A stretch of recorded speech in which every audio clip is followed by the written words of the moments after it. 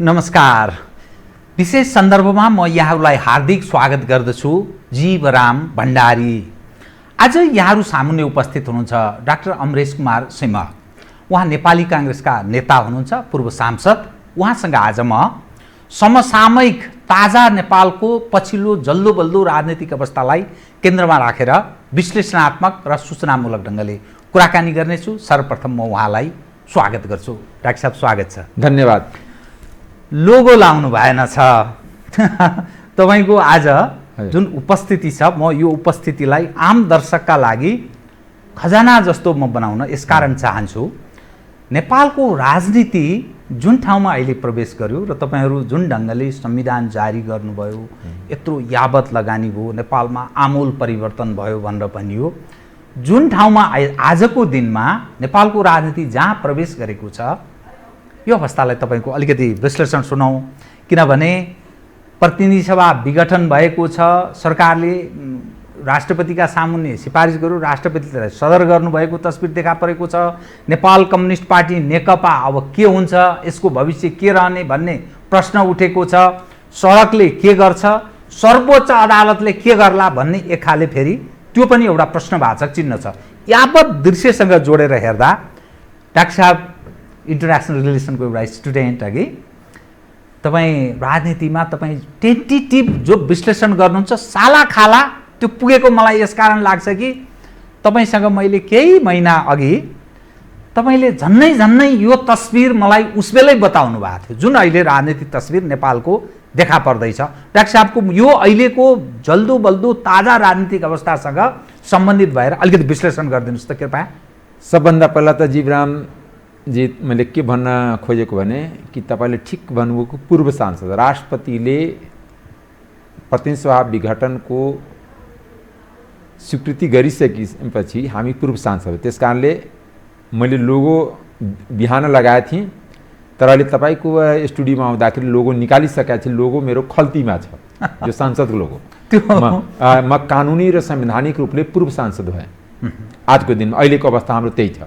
दोस्रो कुरा, मैले सुरुमै भने कि यो हामी निर्वाचित हुने बित्तिकै त्यही बेला भनेको थिएँ कि यो संसद 5 वर्ष जान सक्दैन, यो प्रतिनिधि सभाको कार्यकाल 5 वर्ष आफै पुरा गर्न सक्दैन, किनकि संसदको जुन काम कारवाही थियो या राजनीतिक दलको काम कारवाही थियो आफैमा जनतासँग मिल्दोजुल्दो थिएन। खास गरी 2/3 नेकपाको सरकार जनताको लागि नै भार भइसकेको थियो, किनकि आफ्नै भारले थेक्न सकेन। एउटा कुरा तपाईँलाई बताउँछु, त्यो यथार्थ हो। दोस्रो कुरा, संविधान आफैमा उत्कृष्ट र खराब हुने होइन, संविधानको कार्यान्वयन गर्ने व्यक्ति कति राम्रा छन्, कति इमान्दार छन्, कति सादगीपूर्ण जिन्दगी बिताइरहेछ, कति जनताप्रति र देशप्रति समर्पित छन्, त्यो सबभन्दा महत्त्वपूर्ण कुरा हो। आजको दिनमा राजनीतिक पार्टी र राजनीतिक व्यक्तित्वमाथि जनताको विश्वास उठिसकेको छ। आम जनता कुरा गर्दैछु, म कुनै पार्टीको कार्यकर्ताको कुरा गरिरहेको होइन। कार्यकर्ता त पार्टीसँगै रहन्छ, किन उसको एउटा स्वतन्त्र विश्लेषकको हैसियतले जस्तो भएर तपाईँले आफूलाई प्रस्तुत गर्ने प्रयास गर्नु। दोस्रो कुरा तपाईँलाई म बताउँछु कि मैले तपाईँकै यही स्टुडियोमा आज लगभग 5-6 महिना पहिला होला अन्दाजी मैले भनेको थिएँ कि यो संसद र व्यवस्था टिक्ला मलाई लाग्दैन। अहिले पनि तपाईँलाई बताउँछु, यो त सुरुवात हो। अहिले 3 घण्टाको फिल्म हेर्न बाँकी छ, यो त कास्टिङ हो, ट्रेलर भन्छ हामी, कास्टिङ ट्रेलर मात्रै हो। आजको प्रतिनिधि सभाको विघटन देश र जनताको हकमा हो कि होइन, राजनीतिक दलको हकमा हो कि होइन, अन्तर्राष्ट्रिय समुदायको के यसमा प्रतिक्रिया हुन्छ, साथसाथै देशका जुन पर्मानेन्ट संस्थाहरू छन्, चाहे नेपाली सेना हुन्, चाहे सर्वोच्च अदालत हुन्, अथवा ब्युरोक्रेसी हुन्, चाहे सुरक्षा निकायका अन्य अङ्गहरू हुन्, त्यसको के प्रतिक्रिया हुन्छ र जनताको यसमा कस्तो हुन्छ। किनकि जनताले अहिले देखिराख्नु भएको छ कि विसङ्गति विकृति बढ्दै गइरहेको थियो। जस्तै हिजै आइरहेछ कि एउटा समितिको सभापति सरकारी गाडीमा घाँस दाउरा बोकिरहेछ। गजबको कुरा हो। यति ज्ञान पनि छैन, त्यस्ता मान्छे पनि मान्ने हुने, त्यस्ता मान्छे पनि समितिको सभापति हुने कि सरकारी साधनको दुरुपयोग गर्नु हुँदैन। यो देशले यति सांसदलाई थेक्नै सक्दैन, संहिता थेक्नै गाह्रो भइरहेछ। मैले तपाईँलाई बताउँछु, 2 नम्बर प्रदेशकै संहिताको कुरा गर्नुहुन्छ भने जम्मा 100 करोड जति मन्दिर मस्जिदमा पैसा राखेको छ र 100 करोड जति पोखरीमा पैसा राखेको छ, पोखरीमा इँटा लगाउने। मेरो प्रश्न के छ भने न त्यो मन्दिर मस्जिदको घन्टी डोलाएर अथवा मस्जिदमा नमाज पढेर जनताको पेट भर्ने हो, न त्यो पोखरीमा इँटा लगाएर त्यो पोखरीको पानी खाएर त्यहाँको गरिबी दूर हुने हो या अशिक्षा दूर हुने हो, बेरोजगारी दूर हुने हो। अनुत्पादक क्षेत्रमा लगानी फजुल खर्च बढोत्तरीको प्रमुख देश के भयो लुटतन्त्रमा परिणत भयो। त्यसमा हामी सबै जिम्मेवार छौँ। आज कोही कसैको मुक्दैन। दोस्रो कुरा तपाईँलाई बताउँछु कि अनि अन्तर्राष्ट्रिय सम्बन्ध पनि साह्रै असन्तुलित भयो। जुन तीनटा देशसँग हाम्रो जुन मेन सम्बन्ध सन्तुलित हुनुपर्ने, तीनटा देश भनेको भारत, मैले क्रमशः भन्दैछु, भारत, चीन र अमेरिका, तीनटैको बीचमा प्रभावको हिसाबले पनि क्रमशः भन्नु भारत, चीन र अमेरिका। किनकि भारत सबभन्दा नजिक हो। तपाईँ हुन्छ चीन, त चीनको मेनल्यान्ड हामीसँग जोडिएको छैन, तिब्बत जोडिएको हो र हाम्रो पनि मेनल्यान्ड जोडिएको होइन, पहाड जोडिएको हो, हिमाल जोडिएको। तर हाम्रो मेनल्यान्ड कहाँ हो? तराई हो, जहाँ जनसङ्ख्या 60-70% नेपालको जनसङ्ख्या छ, चाहे मधेसी मूल हुन्छ पहाडी मूल। मैले नेपाली जनसङ्ख्या कुरा गरेँ, मैले मधेसीको मात्र कुरा गर्न खोजेको होइन। त्यस्तै इन्डियाको पनि मेनल्यान्ड बिहार, युपी, उत्तराखण्ड र पश्चिम बङ्गाल, जसले केन्द्रको राजनीतिलाई मूल प्रभाव पार्छ। किनकि जहिले पनि युपीले भारतमा प्रधानमन्त्री दिने गरेका छ। अहिले पनि नरेन्द्र दास मोदी हुनुहुन्छ, नरेन्द्र मोदी जुन प्रधानमन्त्री हुनुहुन्छ, उहाँ गुजरातको मूल त भए पनि उहाँको निर्वाचन क्षेत्र बनारस हो, जो युपीमा पर्छ। जसरी वाजपेयी पनि युपीबाट नै जित्नुहुन्थ्यो, इलाहाबादबाट जित्नुहुन्थ्यो, अरू ठाउँ। त्यस कारणले यो जुन मेनल्यान्ड छ जोडिएको छ। साथसाथै के भने यो 3 वर्षको कुरामा, जस्तै 1 वर्षको यो कोभिडमा दलको झगडा नै भइराख्यो। नेकपाको झगडाको शिकार नेपाली जनता किन हुने? नेकपाको झगडाको शिकार कोभिड-19 को बिरामी किन हुने? त्यहाँ कहिले पनि नेपालको गरिबी बारे छलफल नहुने, कहिले पनि कोभिडको बारेमा छलफल नहुने, बेरोजगारीको बारेमा छलफल नहुने, जनताको बारेमा छलफल नहुने। सबैलाई अगाडि पछाडि गाडी चाहियो, सबैलाई सुविधा चाहियो, छोरालाई, बुहारीलाई, नाति नातिना अनि सालोलाई अनि भाइ भतिजालाई सबै पद चाहिने। यो राज्य दोहन, यो राज्यमाथिको ब्रह्मलुट हुनुभन्दा यो प्रतिनिधि सभा विघटन ठिक भयो भन्ने निष्कर्ष तपाईँको होइन? यो संवैधानिक यो कदम उपयुक्त होइन। तर म एउटा काङ्ग्रेस पार्टी लोकतान्त्रिक पार्टी हो, त्यसको सदस्यको नाताले ताजा जनादेशबाट हामी भाग्न मिल्दैन। प्रजातान्त्रिक पार्टीको नाताले म एउटा लोकतन्त्रमा विश्वास गर्नका लागि जनतामा जाने कुराबाट हामी यदि पछि भाग्छौँ भने त्यो अलोकतान्त्रिक कदम हुन्छ। एज एउटा राजनीतिक व्यक्ति तपाईँ बुझ कि फेरि पढे लेखेको एउटा राजनीतिक व्यक्ति, राजनीतिमा धेरै मानिसहरू माथि त्यो शिक्षामाथि प्रश्न उठ्ने गर्छ, तर तपाईँको सवालमा त्यो रहेन। तपाईँले लोगो झिकिदिनु भएछ। यसको अर्थ यो सरकारको कदम संवैधानिक थियो, च्यालेन्ज गर्नु हुँदैन भन्ने अर्थ लाग्ने भएन? होइन, एउटा कुरा के भने संविधान यो कदम च्यालेन्ज कसले गर्ने? हामी विपक्षमा थियौँ, हाम्रो 22% जति सङ्ख्या छ, हामी सरकार बनाउने दावा छैन। हामी कुन मुखले गएर च्यालेन्ज गर्छौँ कि हामी सरकार बनाउँछौँ, हामी संसद पुनर्स्थापित गर्छौँ, यो भन्न उपयुक्त हुँदैन। मेरो यो व्यक्तिगत बुझाइ हो, तथापि पार्टीले निर्णय गर्ला। तर मेरो व्यक्तिगत बुझाइ के भने संसद विघटन भइसकेपछि म आजको दिनमा सांसद छैन। अहिले तपाईँसँग कुरा गर्दाखेरि म पूर्व सांसद हो, अहिले वर्तमान सांसद भन्न मिल्दैन। कानुनी हैसियत मेरो यही हो, व्यवहारिक हैसियत पनि त्यही हो। र जहाँसम्म लाग्छ कि नेपाली काङ्ग्रेसलाई तपाईँ के सल्लाह दिनुहुन्छ? नेपाली काङ्ग्रेसले एकदम क्लियर, पार्टीको तपाईँ नेता पनि भएको हुनाले पार्टीको नेताले हाम्रो भ्यू अलरेडी पार्टी सभापतिलाई अझै पनि मेरो कुरा भएको थियो, बिहानै कुरा भएको थियो। मिटिङमा 1 बजेदेखि हाम्रो पदाधिकारी बैठक थियो, त्योभन्दा पहिला मेरो कुरा भएको थियो। मैले उहाँलाई प्रष्ट रूपलाई भनेको छु कि हाम्रो त के हो भने यो कदम संवैधानिक होइन, उपयुक्त होइन, देश र जनताको हितमा होइन। तर तथापि हामी काङ्ग्रेस पार्टीको प्रजातान्त्रिक पार्टी हो।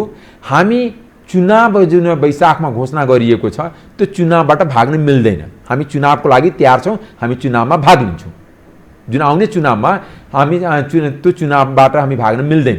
यो संवैधानिक होइन, प्रधानमन्त्रीको यो राजनीतिक कदम हो। त्यसमा विमति रहे पनि चुनावबाट हामी भाग्नु हुँदैन, चुनावमा भाग लिन्छौँ। चुनावमा भाग लिन्छौँ किन? चुनावमा भाग लिएन भने त हामी कस्तो लोकतान्त्रिक पार्टी? जब जनतामा जानबाट हामी भाग्छौँ भने लोकतान्त्रिक पार्टी त भन्नै मिल्दैन। त्यस कारणले हामी जनताबाट भाग्दैन, जनताको बिचमा हामी जान्छौँ, आफ्नो कुरा जनतामा राख्छौँ। जनताको माझमा जुन 3 वर्ष जुन नेकपा डबल नेकपा भनौँ, जुन 2/3 नेकपाको काम कारबाहीको भण्डाफोर गर्छौँ। त्यहाँ के भने यो जुन अहिले उहाँहरूको नेकपाको नेताको महत्वाकांक्षाको भेट चढेको यो प्रतिनिधि सभा, चाहे त्यो महत्वाकांक्षा प्रधानमन्त्रीको हुन्, चाहे नेकपाका अर्का अध्यक्ष पुष्पकमल दाहाल प्रचण्डजीका हुन्, चाहे माधव नेपालजीका हुन्, उहाँहरूको महत्वाकांक्षाको शिकार भएको, उहाँहरूको गैर जिम्मेवारिताको शिकार भएको यो प्रतिनिधि सभा किनभने उहाँहरूले कहिले पनि 1 वर्षदेखि झगडा गर्नुभयो, 1 वर्षदेखि कहिले स्थायी समितिको बैठक, कहिले सचिवालयको बैठक, कहिले के त्यही हो मात्र देश। अब नेपाल उहाँले के भने त्यही 9 जना देश ठान्नुहुन्छ, त्यही 44 जनाले जनता ठान्नुहुन्छ। बाबा यो त्यो देश त मेचीदेखि महाकाली हो, जनता 3 करोड हो। तपाईँ 3 करोडको हितको बारेमा कुरा गर्नु न, तपाईँ आफ्नै हितको कुरा गर्नुहुन्छ आफ्नै। त्यस कारणले यो उहाँहरूको व्यक्तिगत स्वार्थको व्यक्तिगत महत्वाकांक्षा, स्वार्थभन्दा पनि महत्वाकांक्षा, स्वार्थ पूर्ति हुन सकेन तर महत्वाकांक्षाको भेट यो प्रतिनिधि सभा चढेको हो। यो कुरा हामी जनतामा भन्छौँ र तपाईँको माध्यमबाट पनि अहिले पनि भन्न चाहन्छु। यसमा हामी काङ्ग्रेस कहीँ पनि दोषी छैन। काङ्ग्रेस हामी खबरदारी गर्छौँ, ठिक छ, हामी प्रमुख प्रतिपक्षको नाताले एकदम दमदार प्रस्तुति गर्न सकेन, त्यसको दुःख छ। प्रमुख प्रतिपक्षको साँचो मानेमा भूमिका निर्वाह हुन सकेन भन्नेमा दुःख पनि लागिरहेछ। अनि जुन हिसाबले हामी मजबुतीको साथमा संसद या सडकमा प्रस्तुत हुनु पर्थ्यो, त्यो हाम्रो कहीँ कमी कमजोरी छ, त्यसको लागि हामी जनतामा क्षमा माग्छौँ। तर हामी जनताको माझमा गएर, जनताको बिचमा गएर आफ्नो कुरा राख्छौँ, एउटा बडा प्रष्ट रूपले भन्छु। दोस्रो कुरा, मैले तपाईँले सुरुमै एउटा शब्द निवेदन गरिरहेको छु, कृपया, कि यो कास्टिङ मात्र हो। यो वैशाखमा चुनाव हुन्छ यो मलाई विश्वास लाग्दैन व्यक्तिगत रूपले। वैशाख 17 र 27 दुई चरणको या राष्ट्रपतिको मेरा सामुन्ने स्टेटमेन्ट छ। होइन, म विज्ञप्ति मोबाइलमा छ, मैले पढिसकेको छु अनि जाडी हुने बित्तिकै मैले पनि पाएको थिएँ। त्यस कारणले यो मेरो व्यक्तिगत विश्वासको कुरा हो। व्यक्तिगत चुनाव हुन्छ भन्नेमा तपाईँलाई विश्वास छैन? चुनाव हुँदैन होला? चुनाव वैशाखमा हुन्छ मलाई लाग्दैन, गाह्रो छ। किनभने यस्तो कोभिडको बेलामा पार्टीको अधिवेशन हुन नसक्ने, संसदको जम्मा 275 जनाको बैठक बस्न नसक्ने र 3 करोड जनताको सहभागिताको चुनाव हुने यो कुरा हुन्छ। तर विश्वमा त भएको छ, अमेरिकामा चुनाव भयो, तर यहाँको परिस्थिति फरक छ। भोलिको दिनमा सरकारले के तय गर्छ? भोलिको दिनमा नेपाली सेनाको रोल के हुन्छ, भोलिको दिनमा सर्वोच्च अदालतको रोल के हुन्छ, त्योभन्दा महत्त्वपूर्ण कुरा अन्तर्राष्ट्रिय समुदायको रोल के हुन्छ। किनभने जब जब जनतामा वितृष्णा भएछ या अन्तर्राष्ट्रिय असन्तुलनको राजनीति भएछ, तब राजनीतिक व्यक्ति प्लस त्यो बेलाको व्यवस्था दुर्घटनाको शिकार भएको छ। जसरी म तपाईलाई आज केही कुरा आज नेपाली ऐतिहासिक कुरा नभने भने जनतालाई बुझ्न गाह्रो हुन्छ। म तपाईको माध्यमबाट नेपाली दर्शकलाई, दाजुभाइलाई के भन्न आग्रह गर्न चाहन्छु कि जसरी 17 सालमा जुन असन्तुलनको कारणले तत्कालीन प्रजातन्त्र गुम्यो र तत्कालीन प्रधानमन्त्रीको पद पनि गयो, जो हाम्रै पार्टीको 2/3 सरकार थियो बीपी कोइरालाको। त्यस्तै 46 सालमा राजा वीरेन्द्रको असन्तुलनको कारणले, उहाँको परराष्ट्र नीति असन्तुलित भएको कारणले र नेपाली जनता पनि पक्षमा नभएको कारण, दुईटै कुरा कारणले बहुदल व्यवस्थापन, पञ्चायत व्यवस्था पनि गयो, बहुदल व्यवस्थापन राजाको अधिकार काटियो। त्यस्तै 58-59 सालमा जुन संसद विघटन भयो, जुन बहुदलको तमाम विकृति भित्रिएको कारणले र वैदेशिक परराष्ट्र नीतिको असन्तुलन प्लस जनतामा वितृष्णा दुईटै भएको कारणले बहुदलीय व्यवस्था गएको हो। अब अगाडि आउनुहोस्, 62-63 को आन्दोलनमा पूर्व राजा ज्ञानेन्द्र शाहको महत्वाकांक्षा र परराष्ट्र नीतिको असन्तुलनको कारणले राज संस्था गयो र गणतन्त्र आयो। मैले तपाईलाई बताउँछु किनकि त्यो बहुत महत्त्वपूर्ण चरणको कुरा। अहिलेको जुन डबल नेकपा थियो त्यसको राजनीतिक परराष्ट्र नीति साह्रै असन्तुलित थियो। जुन एउटा नेकपाको केही नेतामा धङधङी छ कि नेपाललाई कम्युनिस्ट राष्ट्र बनाउने, जो नेपाली जनता प्लस अन्तर्राष्ट्रिय समुदाय यसलाई एलाउ गर्दैन। त्यो धङधङी नै हुन्छ। अहिले पनि केही कम्युनिस्ट नेताको धङधङी चाहिँ नेपाललाई कम्युनिस्ट राष्ट्र बनाउने। मैले बुझेसम्म राजनीति कर्मी पनि छु र एउटा विद्यार्थी पनि हो राजनीति शास्त्रको, अन्तर्राष्ट्रिय राजनीति शास्त्रको, कि नेपाल कहिले पनि कम्युनिस्ट राष्ट्र बन्न सक्दैन। यसको जियो पोलिटिक्स एलाउ गर्दैन। भू राजनीतिक अवस्था यस्तो छ, एलाउ हुँदैन। त्यस कारणले म अहिले बुझ्न सकिरहेको छैन। मेरो बुझाइ कहाँ भने म इतिहासबाट प्रष्ट रूपले बुझ्दै जाँदाखेरि मैले तपाईँको आफ्नो भनाइ इतिहास बताउँदै अहिले के बन्न चाहन्छु भने व्यवस्था यहाँ अहिलेको अब यो व्यवस्थाको के हुने त्यो विगत तपाईँले बताउनु भयो। असन्तुलन छ, परराष्ट्रमा असन्तुलन छ, आन्तरिक रूपमा गडबड छ, यहाँका जनतामा वितृष्णा छ। दुईटा कुरा जसरी जनतामा वितृष्णा हुनु, परराष्ट्र नीतिमा असन्तुलन हुनु, यसको परिणाम जहिले पनि व्यवस्था र त्यो बेलाको सरकारमा माथि पर्छ। अहिले यो कहाँ पुग्छ अहिले नि भन्न गाह्रो हुन्छ। तपाईँले मलाई 2-3 मिनट पछि फेरि बोलाउनलाई तपाईँसँग आग्रह छ, म तपाईँलाई बताउँछु। किनकि आजै भएको घटनाको दिन नै तपाईँले मसँग सबै कुरा सोध्न चाहनुहुन्छ। त्यो गर्दाखेरि टु अर्ली भन्छ यसलाई अङ्ग्रेजीमा, एकदम चाँडै हुन्छ। जल्दीबाजीमा हताशमा निर्णय कुनै मन्तव्य या कुनै अभिव्यक्ति दिएको ठहरिन्छ। त्यस कारणले म यसको अध्ययन गर्दैछु। अहिले नै तत्काल सबै पाटो खुल्दै जान्छ, त्यो चाहिँ बिस्तारै। तर मलाई अहिलेसम्म जहाँसम्म लाग्छ कि यो संविधान आफैमा, संविधानको जुन 72 देखि आजको 77 सम्म जुन अभ्यास भयो, त्यो अभ्यासले नेपाली जनता दुखी भएका छन्। कार्यकर्ता र नेताको व्यवस्थापन भएको छ, तर देश र जनताको व्यवस्थापन हुन सकेका छैन। नेताहरू, कार्यकर्ताहरू गाडी चढेर घुमिरहेछ, राष्ट्रको सम्पत्ति दोहन भएछ, राष्ट्रको चाहे जुन प्राकृतिक स्रोत सम्पदा छ, नदी नाला हुन्, चाहे गिटी बालुवा हुन्, चाहे जङ्गल वन फरानी भएका कुरा हुन्, या विभिन्न ठेक्कापट्टा हुन्, या धेरै विकृति विसङ्गति भएकै हुन्, त्यो यथार्थ हो। त्यसलाई कसैले ढाकछोप गर्छ भने त्यो जनता पत्याउनेवाला छैन। त्यो कुरा जनतामा एकदम छर्लङ छन्। जस्तै चाहे स्थानीय तहको भ्रष्टाचार हुन्छ, चाहे प्रादेशिक तहको ब्रह्मलुट हुन्, चाहे केन्द्रीय तहको सङ्घीय सरकारको जुन काम कारबाही हुन्, तिनटै जनताको नजरमा सन्तोषजनक छैन। तथापि हामी न प्रदेशको सरकारमा छौँ, न सङ्घीय सरकारमा छौँ। एज ए काङ्ग्रेस पार्टीको सदस्य भएको नाताले न स्थानीय सरकारमा हाम्रो कुनै बहुमत सङ्ख्या छ। त्यस कारणले यो जुन विसङ्गति विकृतिले कहाँसम्म पुर्याउँछ। आज मैले भने नि कि यो 3 घन्टाको हामी सिनेमा हेर्छौँ, मुभी हेर्छौँ, त्यसको जम्मा 2 मिनट, 4 मिनट, 5 मिनटको ट्रेलर देखाउँछ या कास्टिङ देखाउँछ। यो आजको घटना 2-3 मिनटको ट्रेलर हो, कास्टिङ हो। यसले कहाँ पुग्ने हो यो अहिले भन्न गाह्रो हुन्छ। तर यो संविधान थेग्न गाह्रो छ। संविधान थेग्न गाह्रो छ। दोस्रो कुरा, यो जनताको जुन या राष्ट्रको सम्पत्ति जनताको सम्पत्ति भयो, मैले त्यो सेन्समा भन्न खोजेको। जनताको सम्पत्ति र राष्ट्रको सम्पत्तिको जुन लुट छ, त्यसलाई पनि थेग्न गाह्रो छ। भन्ने बित्तिकै कार्यकर्ता सडकमा आउला, तर जनता सडकमा आउँछ कि आउँदैन अहिले हेर्न बाँकी छन्। जनता आउला भने जनता के तय गर्छ, किनकि अहिले 3-4वटा आन्दोलनको सम्भावना छन्। किन राजनीति अनेक सम्भावनाओं का खेल भन्छ। एउटा राजावादीहरूको आन्दोलन चलिरहेकै छ, ठाउँ ठाउँमा प्रदर्शन भएकै छ। विगतमा हिन्दूवादीको आन्दोलन हुनेवाला छ। फागुनदेखि मैले सुनिरहेको छु कि त्यसको लागि चर्किने छन्। तेस्रो, विप्लवजी हतियार उठाइसक्नुभयो। अस्ति भर्खर विराटनगरमा एउटा शिक्षकको हत्या मात्र भएन, उहाँले स्वीकार पनि गर्नुभयो प्रेस विज्ञप्ति मार्फत कि हत्या हामी गरेकै हौँ। विप्लवको आन्दोलनको के हुन्छ?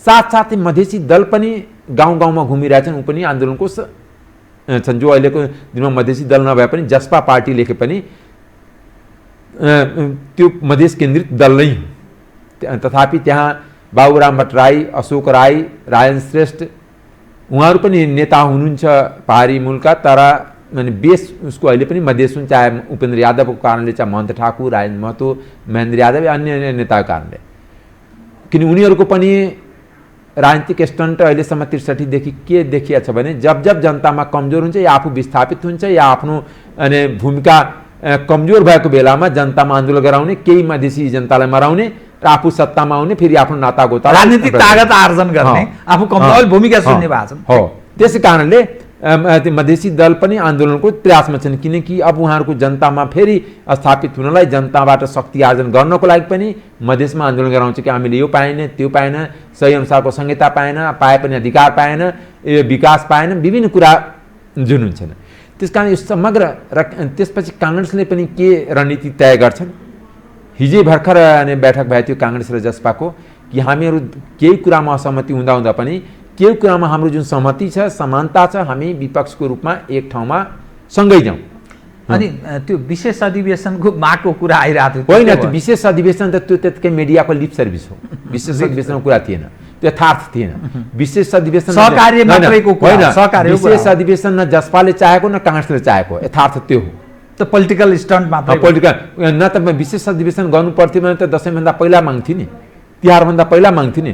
अब त जुन नर्मल अधिवेशन, जुन प्रक्रियागत अधिवेशनको कुरा पुस 14 गते थियो नि, तपाईँले विशेष अधिवेशन मान्ने त कामै छैन नि। विशेष अधिवेशन राष्ट्रपतिको यहाँ त त्यो पनि विशेष अधिवेशनको लागि विशेष एजेन्डा पनि हुन्छ, चाहे त्यो कोभिडको लागि हुनु पर्थ्यो या देशको समसामयिक अथवा अनि कुनै विशेष परिस्थितिको लागि विशेष अधिवेशन हुन्छ। तर अहिले त सामान्य नर्मल अधिवेशनको प्रक्रिया थियो, त्यसको पूर्व सन्ध्यामा हामी विघटित भएका छ, संसद प्रतिसभा विघटित भएका छ। त्यस कारणले यो राजनीतिक अवस्था कहाँ जान्छ, यसमा 4-5वटा फ्याक्टर सबभन्दा इम्पोर्टेन्ट छ। नेपाली जनता, आम जनता कुरा गर्छु, मैले कुनै पार्टीको कार्यकर्ताको कुरा गरेन। आम जनताको रुख कतातिर जान्छ त्यो फागुन, अहिले चिसोमा थाहा हुँदैन, फागुन पछि थाहा हुन्छ। फागुनदेखि वैशाखको बिचमा तपाईँले एक दिन मलाई टाइम दियो भने मलाई तपाईँले यसको यथार्थ विश्लेषण गर्न सक्ने अवस्था हुन्छ। फागुनदेखि वैशाखमा जुन विभिन्न तरहको आन्दोलन हुन्छ, त्यसलाई त्यो देशको सुरक्षा संयन्त्रलाई कस्तो सुरक्षा चुनौती क्रिएट गर्छ, त्यस सुरक्षा चुनौतीको सामना कसरी सुरक्षा संयन्त्रले गर्न सक्छ, त्यसमा अन्तर्राष्ट्रिय समुदायको भूमिका के हुन्छ।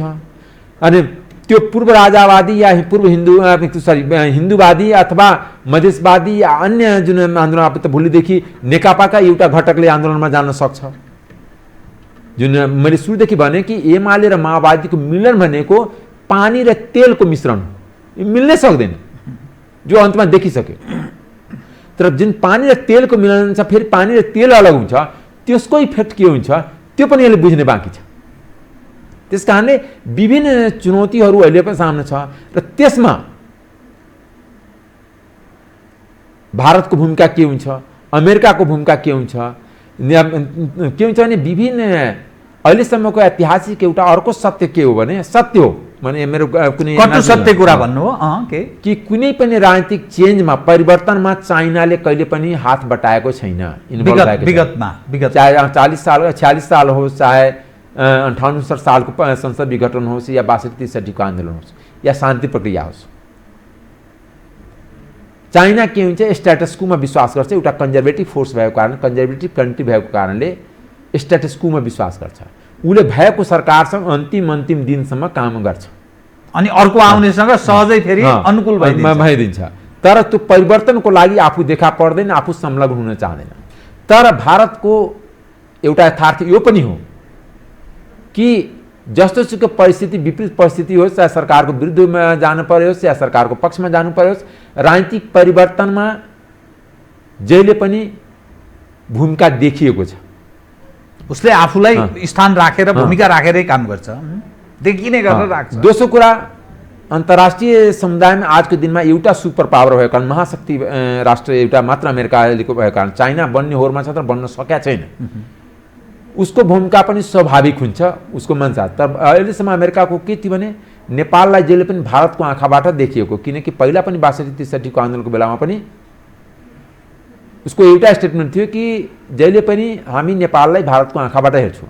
अहिले जुन इन्डो पेसिफिक स्ट्रेटेजीको तहत अथवा जुन न्यू जुन इन्डो अमेरिकन एलायन्स बनिरहेछ, त्यसले कस्तो सामरिक र राजनीतिक महत्त्व नेपालमा पर्छ त्यसको त्यो पनि अहिले तुरन्तै अहिले भन्न स्थिति छैन। त्यसको लेखाजोखा गर्नै बाँकी छ। पूर्वानुमान गर्न सकिने स्थिति छैन। र त्यसको प्रभाव यहाँको संस्थाहरूमा पर्छ, चाहे नेपाली सेना हुन्, चाहे सर्वोच्च अदालत हुन्, चाहे आम जुन यहाँ बुद्धिविद चाहे मिडिया हुन्। किनकि मिडिया भन्नमा स्वतन्त्र छन् तर साँच्चै स्वतन्त्र छैन, कहीँ न प्रभावित कहीँ न कहीँ प्रभावित छन्, कहीँ न कहीँ इन्फ्लुएन्स छन्, कहीँ न कहीँ कसैसँग जोडिएका छन्।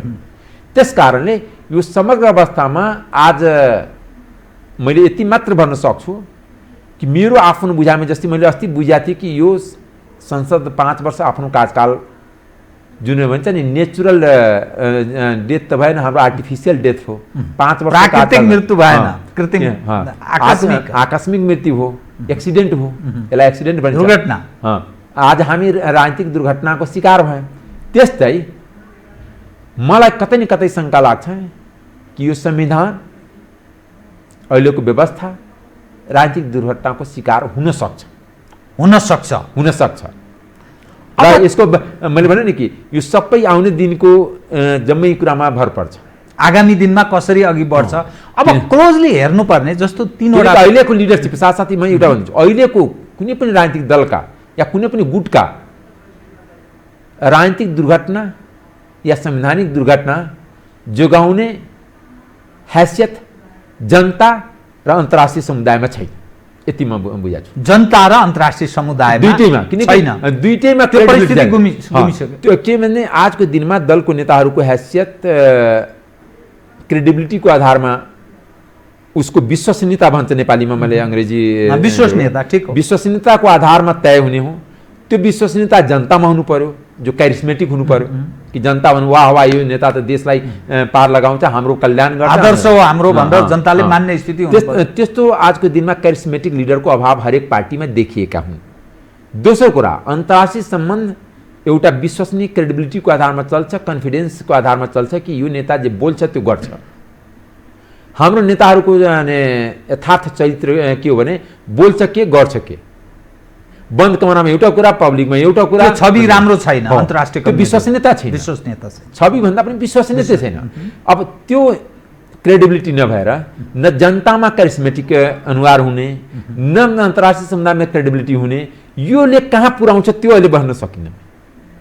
अब एउटा के अनुमान गर्न सकिन्छ, किनभने च्यालेन्ज गर्ने ठाउँ एउटा सुप्रिम कोर्ट पनि छ। सुरक्षा परिषदको अहिले तपाईँ र म कुरा गरिरहेछौँ, सुरक्षा परिषदको आकस्मिक बैठक जारी छ। यसको अर्थ सुरक्षा संयन्त्र अलर्ट भएको अर्थ लाग्छ। तेस्रो पक्ष भनेको सडकमा पिपुल आउने, यो वा त्यो पक्षमा समग्रमा पोलराइज हुन सक्ने सम्भावना पनि छ। प्रधानमन्त्रीले अर्थात् सरकारले चालेको कदम ठिक छ भनेर जाने, अर्को पक्ष बेठिक छ भनेर जाने।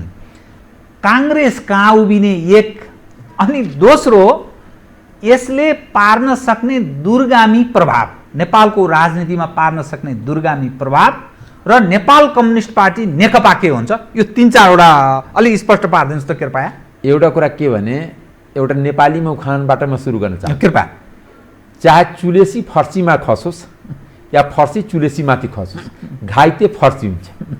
चाहे सडक आन्दोलन होस् चाहे दलहरूको झगडा होस्, दुईटैबाट घाइते संविधान हुने, नेपाली लोकतन्त्र हुने हो। यथार्थ तपाईँलाई त्यो बताउँछु, त्यो रियालिटी हो, त्यो रियालिटी नकार्न सकिँदैन।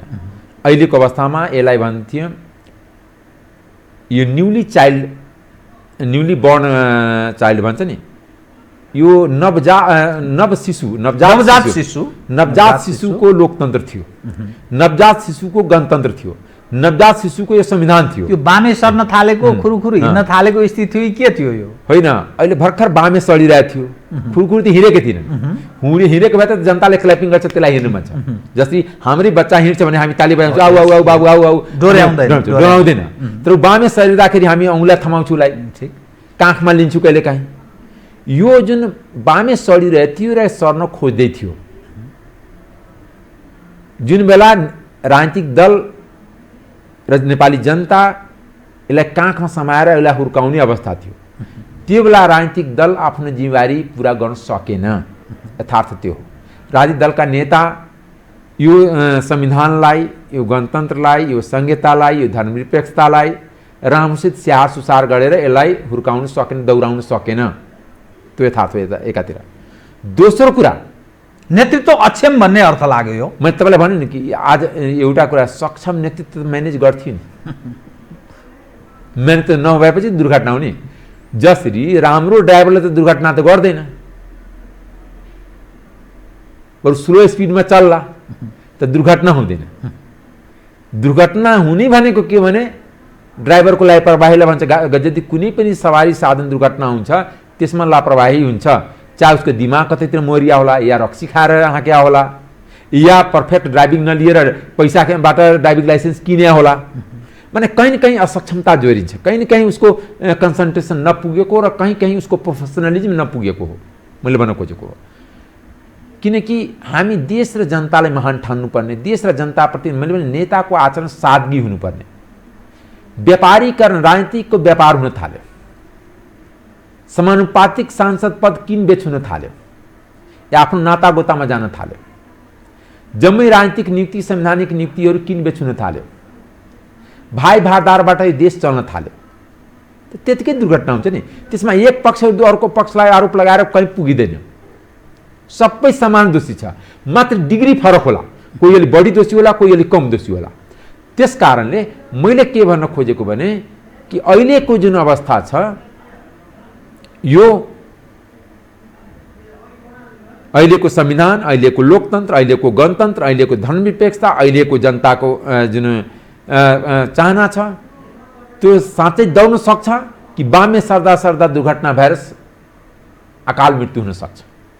यो अहिले भन्न ठम्ब्याउने उपयुक्त बेला होइन। तर यसको इन्डिकेसन राम्रो देखिए छैन, उत्साहजनक छैन, यसको इन्डिकेटरहरू उत्साहजनक छैन, काम कारबाही उत्साहजनक छैन। सुप्रिम कोर्टबाट के आश गर्न सकिन्छ? होइन, एउटा कुरा के भने 2/3 बहुमत प्राप्त सरकारले अनि अर्ली चुनाव गराउन सक्छ, त्यसमा सुप्रिम कोर्ट केही गर्ला मलाई लाग्दैन। बाँकी म कानुनको विद्यार्थी होइन, कानुन विज्ञहरूसँग सोध्नुहोस्, कानुन विज्ञहरू आफ्नो राय देला। तर मैले पोलिटिकल कुरा बुझ्दाखेरि भने यदि अहिले रामसिंह सरकार चलेन, म यो होइन कि माइनोरिटीको गभर्मेन्ट भयो भने प्रतिनिधि सभा विघटन गर्न पाउँथेन, या कोलिसन गभर्मेन्ट भएको भए कोलिसनको सरकार पार्टीको सम्मति बिना विघटन गर्न पाउँथेन। यो त एक दलीय एक पार्टीको बहुमत प्राप्त 2/3 झन्झनले 2/3 सरकार थियो।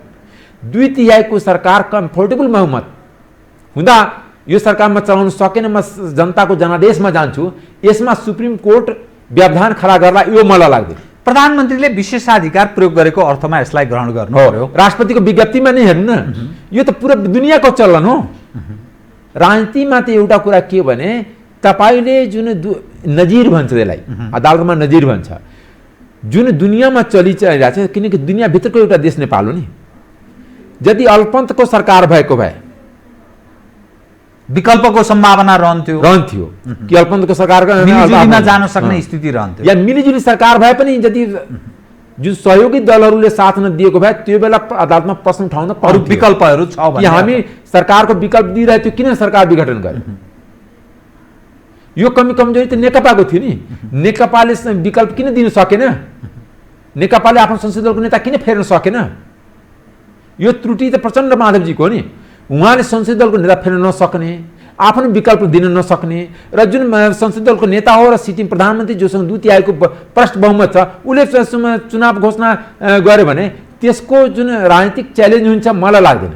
भए पनि अनि राजनीतिक दृष्टिकोण चाहिँ, कानुनी दृष्टिकोण चाहिँ के छ, म कानुनको विद्यार्थी होइन, कानुनीको दृष्टिकोणको कुरा कानुनले गर्ला, कानुनविदलाई बोलाउनुहोस् यसको लागि, उहाँहरूले आफ्नो राय दिनुहोला।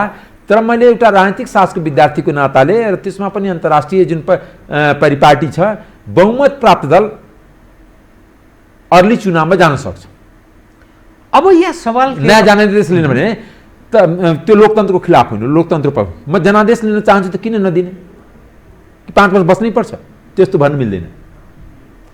चुनावबाट कोही भाग्न मिल्दैन। प्रजातन्त्रमा विश्वास गर्ने, लोकतन्त्रमा विश्वास गर्ने कि किनकि सोभरेन्टी जनतामा छ। हामी त्यही जनताको सोभरेन्टी लिएर चुनिएर सोभरेन्टी प्रयोग गर्छौँ संसदमा। त्यही अनुसार कानुन बनाउँछु, संविधान संशोधन गर्छु अथवा विभिन्न कामकाज त्यही संसदबाटै प्रतिनिधि सभाबाटै सरकार बन्छ। त्यो सरकार कार्यकारी काम गर्छ, दिनका दिन या नीतिगत फैसला पनि गर्छ, कानुनको पालन पनि गर्छ र कानुनको संरक्षण सम्वर्धन पनि गर्छ। त्यस कारणले यदि अहिलेको अवस्थामा मैले काम गर्न सकिनँ, फेरि म जनतामा गएर नयाँ सिरासे काम गर्छु भने यो राजनीतिक तरिकाले यसबाट गलत उपयुक्त मिल्दैन। तथापि यो संवैधानिक हिसाबले अथवा व्यवहारिक हिसाबले अहिले कोभिडको मारमा आर्थिक यत्रो तबाही थियो, फेरि मुलुक आर्थिक भारमा पुग्यो, किनकि चुनावको धेरै कस्ट हुन्छ। माने खाली हाम्रो उम्मेदवारको कस्ट होइन, राज्यको पनि धेरै कस्ट हुन्छ, सुरक्षा निकायमाथि खर्च हुन्छ, निर्वाचन आयोगमाथि खर्च हुन्छ। निर्वाचन आयोगले चुनाव गराउने जुन प्रक्रिया छ त्यो प्रक्रियामा जुन मतदाता परिचय बाँड्नेदेखि लिएर मतदान अधिकृत खटाउनेदेखि लिएर निर्वाचन अधिकृत खटाउनेदेखि लिएर सम्पूर्ण प्रक्रियामा अनि देशको सुरक्षाको व्यवस्थापन गर्नदेखि लिएर यसमा यसको कस्ट धेरै छ। त्यो कस्टको हिसाबले पनि अनुपयुक्त छन्। तर मैले राजनीतिक हिसाबले भने राजनीतिक हिसाबले यसलाई अनुपयुक्त भन्न मिल्दैन, किनकि प्रधानमन्त्रीले प्रश्न भन्छ कि मलाई काम गर्न दिनु भएन, मेरै दलले गर्न दिएन, अरू दिएन, त्यस कारणले म जनतामा फेरि जान्छु, जनताले मलाई के आदेश दिन्छ। बोले ठिक छ, राजनीतिक दललाई राजनीतिक नेतालाई कठघरामा उभिने भनेको जनताकै कठघरा हो, त्यहाँ निर्णय गर्ने जनता हो। अन्तिम अदालत हाम्रो लागि अन्तिम अदालत जनता हो, जनता।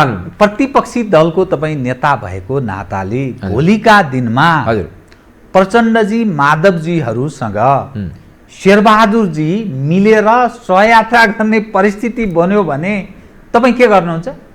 त्यो स्थितिको सम्भावना हामी आफ्नो कुरा लिएर जान्छौँ नि, हामी कसैसँग सहयात्रा किन गर्ने? हैन, ओलीका खिलाफमा सडकमा जाने, ज्वाइन्ट जाने। न हाम्रो प्रचण्डजी दोस्त हो, न ओलीजी हाम्रो दुश्मन हो। हाम्रो लागि त राजनीतिक दूरी चाहिँ कायम राख्ने। हामी आफ्नो राजनीतिक कुरा गर्छौँ, हामी आफ्नो राजनीतिक एजेन्डा कुरा गर्छौँ, हामी लोकतन्त्रको कुरा गर्छौँ, मानव अधिकारको कुरा गर्छौँ, फ्रिडम अफ प्रेसको कुरा गर्छौँ, हामी नेपाली काङ्ग्रेसको कुरा गर्छौँ, हामी जनतालाई आश्वस्त पार्छौँ कि हामी विकास दिन सक्छौँ। यिनीहरू सरकार चलाउन सकेन, 2/3 सरकार, यिनीहरू देश विकास गर्न सकेन, यिनीहरू भ्रष्टाचार कम गर्न सकेन। यो सबै जुन अहिलेको विकृति विसङ्गति लाई हामी समाप्त पार्छौँ, त्यो कुरा गर्छौँ। यो होइन कि हामी थोरै उनीहरूको पिछलगु दल हो या उनीहरूको थोरै हामी सबअर्डिनेटेड सेटेलाइट पार्टी हो। हामी उनीहरूको बाहत्री सङ्गठन होइन कि हामी ओलीको पछि लाग्छौँ या प्रचण्ड माधव बालको पछि, हामी किन उनीहरूको पछि लाग्ने? मैले एउटा राजनीतिक जवाफ मात्रै, कथम भन्ने मैले भाषा प्रयोग गरेँ। सर्वोच्च अदालतमा पर्ने सक्ने कुनै पनि रिट निवेदन पर यसलाई च्यालेन्ज गरेर गर्न सकिने ठाउँ रह्यो नि। सर्वोच्चले पुनर्स्थापित फेरि यो प्रतिनिधि सभा, विघटित प्रतिनिधि सभालाई पुनर्स्थापना गरिदियो भने के? किनभने नेपाल त सधैँ सम्भावना हर चिज रहिरहन्छ नि। त्यस अवस्थामा के गर्छ काङ्ग्रेसले? होइन, एउटा कुरा के भने अब त्यो बेला के हुन्छ, एक त मलाई लाग्दैन कि प्रतिनिधि सभालाई पुनर्स्थापित सर्वोच्च अदालतले गर्छ, किनकि पहिला पनि जनताले सडकबाट गरिया थियो 62-63 को आन्दोलनमा, तर तत्काल त्यो बेला पनि सर्वोच्च अदालतले पुनर्स्थापित राजाले घोषणा गर्थे। राजासँग जब अधिकार थिएन घोषणा गरेको त विघटन गरिदिएको त गर्न सकेन। अहिले त प्रधानमन्त्रीले बजाप्ती मन्त्री परिषद पास गरेर राष्ट्रपतिबाट एप्रुभ गराएर त्यसमाको विरुद्धमा सर्वोच्च जान्छ, यो मलाई राजनीतिक रूपले लाग्दैन। राजनीतिक रूपले तथापि मैले भनिरहेको छु कि कानुनी रूपमा संवैधानिक रूपमा तपाईँ कुनै संविधानविद या कानुनविदलाई बोलाएर बुझ्दाखेरि सजिलो हुन्छ। तर मैले राजनीतिक गर्ने मान्छे भएको कारणले राजनीतिक कुरा मात्र बुझ्छु। राजनीतिक हिसाबले यो ठिक हुँदैन, राजनीतिक हिसाबले ठिक हुँदैन र त्यसको पुनर्स्थापना हुन्छ र त्यो पुनर्स्थापित संसद राम्रो काम गर्ला, यो मलाई लाग्दैन। अब नेपाल कम्युनिस्ट पार्टी नेकपा चाहिँ एज मैले यस सवालमा प्रतिपक्षी दलको नेताको हिसाबले होइन कि तपाईँ एउटा विश्लेषकको हिसाबले नेपाल कम्युनिस्ट पार्टी नेकपाको के हुन सक्छ? यो स्थिति जुन ठाउँमा प्रवेश गरेको छ कस्तो देखिन्छ भने प्रचण्ड माधव झलनाजी एकातर्फ, वामदेवजी अलि बीचबीचमा उभिसक्नुभयो, फेरि उहाँको स्ट्यान्ड अलि फरक देखा पर्न थाल्यो। ओलीजी एक ढङ्गले अलि एक ठाउँमा उभिनु भएको छ, वामदेवजी बीचबीच जस्तो देखा पर्छ। नेपाल कम्युनिस्ट पार्टी नेकपाको के हुन्छ बताइदिनुहोस् त? होइन, नेकपा त पहिल्यैदेखि पार्टी एकै होइन, एक होइन, दुईटा पार्टी थियो सुरुदेखि नै, एमाले र माओवादी। दुईटीको नेचर फरक फरक थियो। त्यहाँ के थियो भने सत्तामा बस्नेको एउटा ग्रुप, सत्तामा नबस्नेको अर्को ग्रुप, त्यही सत्ता पक्ष र प्रतिपक्ष। त्यस कारणले पनि हाम्रो भूमिका गौण हो। किनभने सत्ता पार्टी उही दुईटै ड्रामा गर्न थाल्यो, दुवै नाटक गर्दिन थाल्यो। त्यही प्रतिपक्ष थियो, त्यस कारणले हामीले केही विरोध गरे पनि त्यो विरोध नसुनिने उनीहरूकै विरोध चर्को छ। त्यस कारण हाम्रो भूमिका गौण गर्न पनि उनीहरूको बिचको झगडाले पनि हाम्रो भूमिका गौण भएको यथार्थ त्यो पनि हामी बुझौँ। दोस्रो कुरा तपाईँलाई बताउँछु, यिनीहरू न हिजोको दिनमा सँगै मिल्या थियो, चुनावसम्मको लागि एलायन्स थियो, एलायन्ससम्म जाँदाखेरि यस्तो स्थिति आउँथेन। जुन दिन पार्टी एकीकरण गर्यो, दुई थरीको पार्टी, मैले सुरुदेखि नै मैले एकीकरण भएको दिनदेखि नै मेरो त्यो पुरानो तपाईँले मेरो अडियो र भिडियो हेर्दाखेरि एकदम म सम्झिरहेको छु। अनि तपाईँ जुन बेला सगरमाथामा हुनुहुन्थ्यो मैले भनेको थिएँ कि त्यो बेला यो टिभी खुल्या पनि थिएन मलाई लाग्छ, अनि कि पानी र तेलको मिश्रण र पानी र तेल मैले एउटा केमिस्टको हिसाबले मैले एमएससीसम्म केमिस्ट्री पढे हो कि मिल्दैन न तताइकन, र तताउने वातावरण पनि बन्न सकेन, त्यस कारण मिल्नै सकेन। त्यस कारण दुईटैको लेयर छुटिएको छ। छुट्दाखेरि अब नयाँ ध्रुवीकरण फेरि हुन्छ, राजनीतिक ध्रुवीकरण हुन्छ।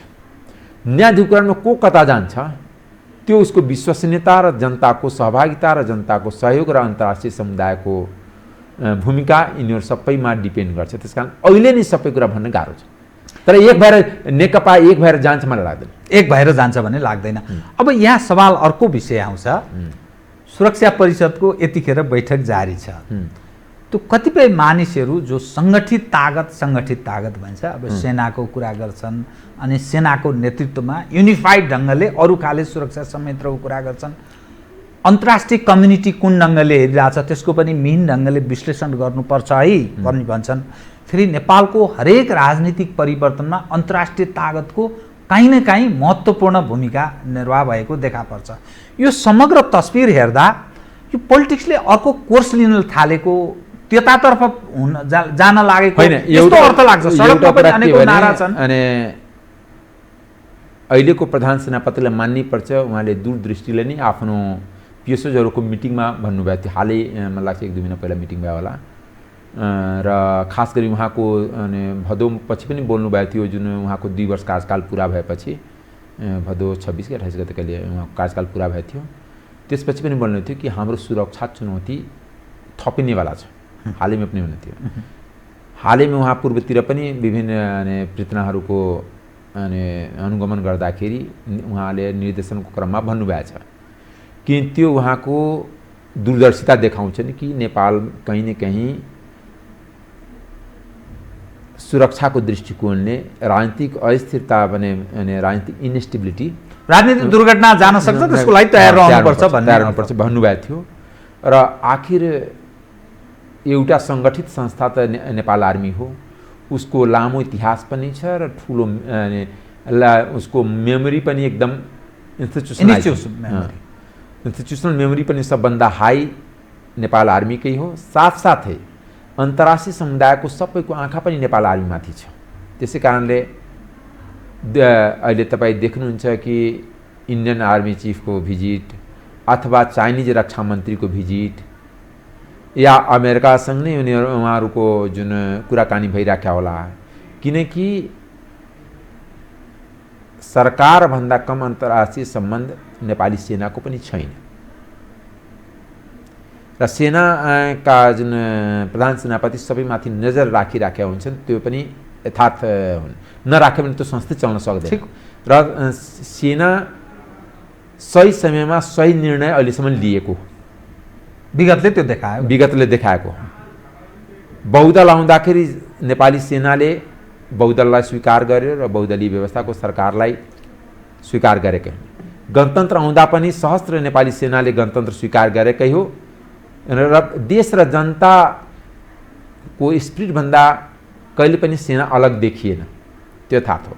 अब अहिले जनताको स्पिरिट के हो, मैले त भने नि कि जनता कुन रूपले सडकमा आउँछन्, जनताको चाहना के हो, कस्तो चुनौती थपिन्छन्, त्यसमा फाइनल मलाई लाग्छ कि नेपाली सेनाको भूमिका देश र जनताप्रति समर्पित रहित अन्तर्राष्ट्रिय समुदायको अनुकूलता सहितमा निर्णय नेपाली सेनाले गर्छ होला। तपाईँ र म अहिले कुरा गर्दा गर्दै 7 जना मन्त्रीहरूको राजीनामा यो घोषणा भएको छ। अहिले भर्खर प्रेस कन्फरेन्स गरेर घनश्याम भूषाल, योगेश भट्टराई, अनि प्रचण्डकी बुहारी बीना मगर, शक्ति बस्नेत, रामेश्वर राय यादव लगायतका कतिपय मन्त्रीहरू, वर्षमान पुन, यी प्रचण्ड निकट र माधव कुमार नेपाल निकटका मन्त्रीहरूले भर्खरै राजीनामा, तपाईँ र म कुरा गर्दा गर्दै राजीनामा दिनुभएको छ। यसले प्रधानमन्त्री केपी शर्मा ओली निकै कमजोर हुने सम्भावना, एकदमै निरीह हुने सम्भावना कतिको देख्नुहुन्छ यो राजीनामा प्रकरण सँगसँगै, अथवा पोलराइज जुन ढङ्गले नेपाल कम्युनिस्ट पार्टी नेकपामा हुन सक्ने सम्भावना छ, यसलाई एउटा विश्लेषकको रूपमा कसरी हेर्नुहुन्छ? जस्तै के भने मैले भने नि कि असाध्य पोलराइजेसन हुन्छ, राजदलको पोलराइजेसन कस्तो हुन्छ, पार्टीहरूको पोलराइजेसन साथसाथ जनताको पोलराइजेसन कस्तो हुन्छ, अन्तर्राष्ट्रिय समुदायको पोलराइजेसन कस्तो हुन्छ, र यहाँको देशभित्रको जुन संस्थाहरू छन् त्यसको पोलराइजेसन कस्तो हुन्छ, त्यो सबैमा भर पर्छ। अहिले नै राजीनामा दिने बित्तिकै प्रधानमन्त्री कमजोर भयो, अब त संसदै छैन, त्यहाँ सङ्ख्याको छैन नि। माने एउटा उर्दूको शायरले भन्छ, जमहुरियत में गिने जाते हैं तौले नहीं जाते हैं। गिने जाते हैं तौले नहीं जाते हैं। अब गिन्ने ठाउँ के थियो? संसद थियो, गन्ने ठाउँ संसद थियो, अब त्यसलाई वजन गर्ने गन्ने कामै छैन नि। अब त गन्ने ठाउँ कहाँ छ? सडक छ। कसले कति ठुलो जुलुस लगाउँछ, कसले कति के माग लिएर आउँछ, त्यसमा भर पर्छ।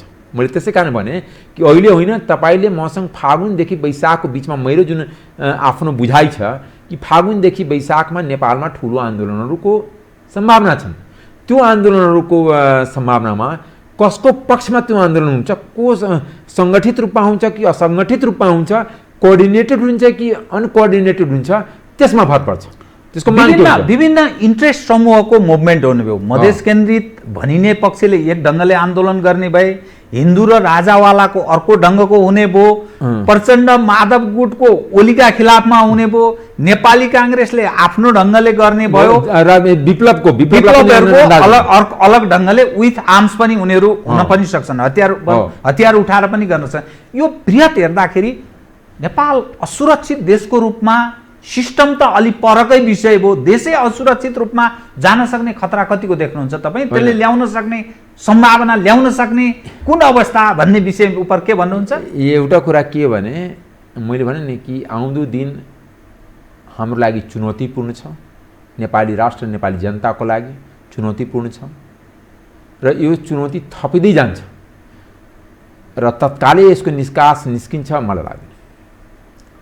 धेरै समय लाग्ने लाग्छ, 6 महिना, सालभर, 1 साल लाग्छ। मैले भने कि यो वैशाखको जुन मिति छ, चुनाव नहुने चुनावको मिति तोकिएको छ, नहुने चुनावको मिति तोकिएको छ। वैशाखलाई तपाईँले किन त्यसो भन्नुभयो? किनभने यति चाँडै तयारी पनि पुग्दैन, त्यो वातावरण नै हुँदैन। चुनावको लागि त वातावरण हुनु पऱ्यो।